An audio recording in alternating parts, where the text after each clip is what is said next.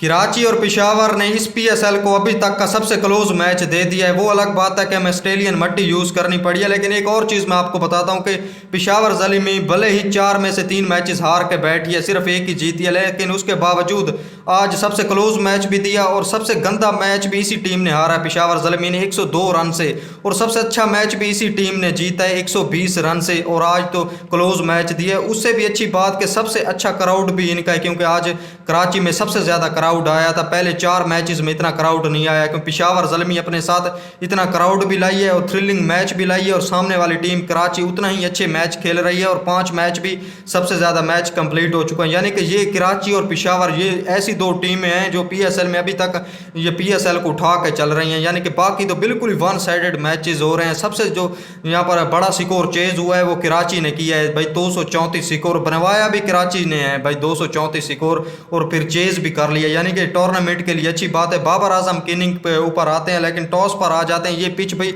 Australian मट्टी पर सिर्फ इतना ही मेरे हिसाब से डेविड वार्नर समझ चुके थे कि भाई टॉस को जीत के हमें यहाँ पर बॉलिंग ही करनी है, और उन्होंने बॉलिंग की 147 पर रोका, और उसके बाद पहले सबसे पहले बाबर आजम की यहाँ पर बैटिंग के ऊपर बात करते हैं। काफ़ी लोग ट्रोल कर रहे हैं कि ऐसी इनिंग है वैसी इनिंग है, पहले 0 बनाया फिर 1 फिर 2 और आज तो 3 बनाने थे, लेकिन 3 को छोड़ो 0 पर भी भाई जो यहाँ पर एलबीडब्ल्यू होने लगे थे वो तो स्टंप को मिस करके चले गए। उसके बावजूद एक क्वाइट बिहाइंड होने लगे थे, वो मीर हमजा सामने हाथों में से कैच छोड़ गए। यानी कि 3 चांसेस मिले, उसके बावजूद 46 स्कोर बना, लेकिन 46 को अगर निकाल दो तो ये सिर्फ 100 स्कोर ही पेशावर ज़लिमी का बनता है। यानी कि अगर मैच को अगर जीतता तो यहाँ पर प्लेयर ऑफ द मैच यहाँ पर बाबर आजम को मिलता, पर नहीं, हाँ अब नहीं जीता तो सारे यहाँ पर तोपों का रुख बाबर आजम की ओर हो जाएगा। और काफ़ी लोग बोल रहे हैं कि स्लो इनिंग है, स्लो इनिंग है तो स्लो इनिंग, लेकिन पिच के लिहाज से और पेशावर ज़लिमी के स्कोर के लिहाज से ये बाबर के इंपॉर्टेंट रन है। अगर ये बोलो कि बाबर अच्छे टच में आ गया है तो बिल्कुल भी अच्छे टच में नहीं था। ये बोलो कि शॉट्स लग रहे थे तो बिल्कुल भी शॉट्स नहीं लग रहे थे। मिडल हो रही थी तो बिल्कुल भी मिडल नहीं हो रही थी। अगर ये बोलो कि ये बाबर के अपने कॉन्फिडेंस के लिए अच्छे रन हैं तो जी हाँ ये अच्छे रन हैं। अगर टीम के लिए अच्छे रन हैं तो जी हाँ ये अच्छे रन हैं।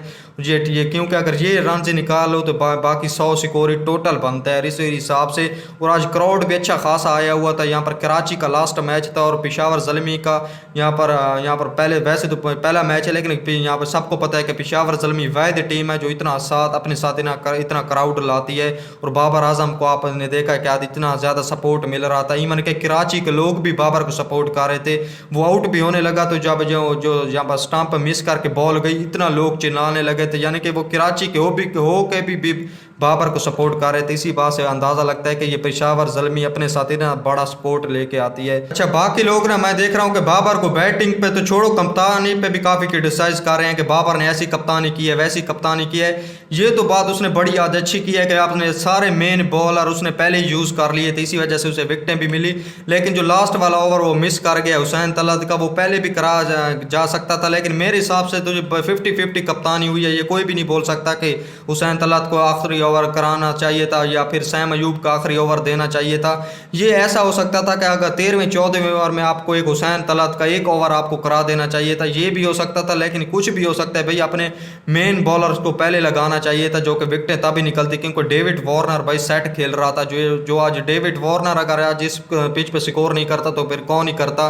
ऑस्ट्रेलियन मट्टी की ये पिच थी और डेविड वार्नर हाईएस्ट स्कोरर है। पहला स्कोर ही आज बना है, पीएसएल की पहली 50 डेविड वार्नर ने आज बनाई है, वो भी ऑस्ट्रेलियन पिच के ऊपर 60 स्कोर 47 गेंदों पर। फिर ये भी तो स्लो खेल के गया, ये भी लोग बोलेंगे कि ये भी बंदा स्लो खेल के गया, लेकिन ये मैच मेरे हिसाब से पूरा बना के जा चुका था और बाबर आजम पहली इनिंग में खेल रहे थे। यानी कि ये अगर इस बात को हम ये कहें कि कप्तानी को छोड़ दो, मेरे हिसाब से 50-50 हुई है ना। बाबर के हक में बोलते हैं कि हुसैन तलब का ओवर पहले भी कराया जा सकता था, और बात के सिर्फ 9 स्कोर हो वो कैसे डिफेंड करता ये भी है यानी कि सीन। और बाबर भी एक हिसाब से वो भी सही है कि पहले मेन बॉलर्स को यूज़ करना चाहिए था। यानी कि अभी हम उसको 50-50 रखते हैं और यहाँ पर हम बैटिंग को भी यहाँ पर मार्जिन देते हैं कि स्कोर नहीं आ रहे थे और यहाँ पर 46 स्कोर बनाए, ये अच्छे हैं टीम के लिए, कुछ हद तक काम भी है क्योंकि लास्ट ओवर में ये मैच गया। और बाबर ने प्रेस कॉन्फ्रेंस में भी यही बोला है कि यहाँ पर हम 10 रन शॉट थे मेरे हिसाब से। एक ये बॉलर शॉट थे जिसकी वजह से वो एक ओवर, अगर एक मेन बॉलर वो एक ओवर करता तो मेरे हिसाब से 9 रन इजीली इस पिच पर डिफेंड हो सकते थे। दूसरी तरफ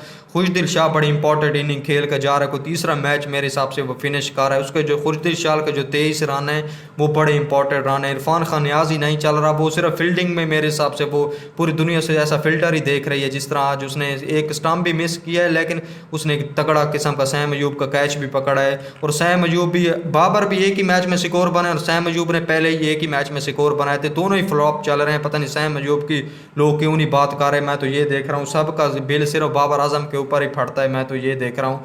लेकिन ठीक है, इसे क्या ही बोल सकते हैं, लेकिन दोनों ने बड़े तगड़ी मेरे हिसाब से मैच दे दिए हैं।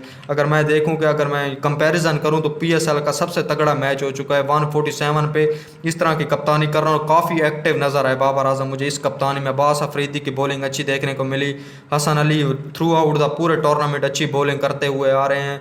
यहाँ पर जो अली रज़ा ने बॉलिंग की है, मतलब आरिफ यकूब ने जो यहाँ पर 16-18 रन दे के जो 2 विकेटें निकाली हैं, मज़ा आ गया। सैम अयूब ने सिर्फ 20 स्कोर दिए हैं, यानी कि ओवरऑल काफ़ी मज़ेदार मुझे ये मज़ेदार यानी कि लगा है मुझे पूरा ये मैच। ठीक है, इस वीडियो को एंड करते हैं, देखते हैं कि इसे पूरा टूर्नामेंट में आगे कैसे मैचेस होते हैं, थ्रिलर होते हैं या बिल्कुल वन साइडेड होते हैं। अल्लाह हाफिज़।